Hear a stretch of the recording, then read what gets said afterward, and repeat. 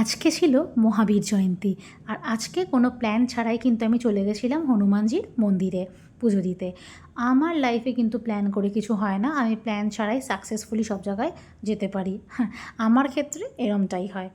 আর মন্দির বা পুজো দেওয়ার ক্ষেত্রে আমি খুব বেশি মানি, এটা বিশ্বাস করি যে ভগবান না টানলে কিন্তু যাওয়া যায় না। কেন, সেই ঘটনাটা তোমাদের সাথে আমি পরে শেয়ার করছি। আর এই দেখো, মন্দিরের সামনে চলে এসে আমাকে আবার ব্যাক করতে হলো, কারণ এখানে এসে শুনছি নাকি সবার জুতো চুরি হয়ে যাচ্ছে। তো আমরা যে রিক্সাটা করে এসেছিলাম সেটা বেশ খানিকটা দূরে দাঁড়ানো ছিল, তো আবার সেখানে গেলাম, গিয়ে জুতো রাখলাম, রেখে কিন্তু মন্দিরে প্রবেশ করলাম। আজকে কিন্তু অন্যান্য দিনের তুলনায় বেশ খানিকটা বেশি ভিড়, এটা তো খুব স্বাভাবিক। আর এই মন্দিরের ভেতরে দোকান রয়েছে, সেই দোকানটাতে কিন্তু সব পূজা সামগ্রী পাওয়া যায়।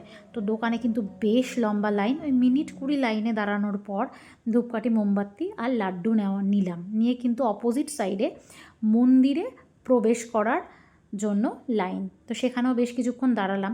আর তোমাদেরকে যে বলছিলাম যে ভগবান না টানলে কেন যাওয়া যায় না, আমি তখন ক্লাস 6-7-এ পড়ি। মামা মাসিদের সাথে কিন্তু দক্ষিণেশ্বরে যাই। তো দক্ষিণেশ্বরে বাস থেকে ঠিক নামবো, এই মনে করো 10 মিনিট দেরি, হঠাৎ এত বৃষ্টি, মানে এরকম কিছু ছিলই না যে বৃষ্টি হবে, হঠাৎ বৃষ্টি।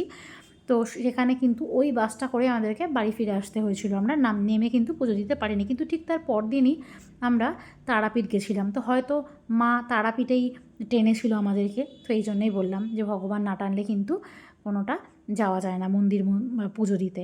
আর এখানে দেখো, আমি তোমাদেরকে একটু বজরংবলীর দর্শন করিয়ে দিলাম। আর এরপরে গেলাম কিন্তু মহাদেবের মন্দিরে। তো আর এই মন্দিরের সঙ্গে লাগোয়া একটা পুকুর আছে, যেটা কিন্তু বেশ দারুণ, এখানে সবাই বেশ বসে টসে থাকে, বেশ সুন্দর হাওয়া। তো চলো, আজকের ভিডিওটা কিন্তু এইটুকুনি, দেখা হচ্ছে নেক্সট কোনো ভিডিওতে। সবাই ভালো থেকো, সুস্থ থেকো।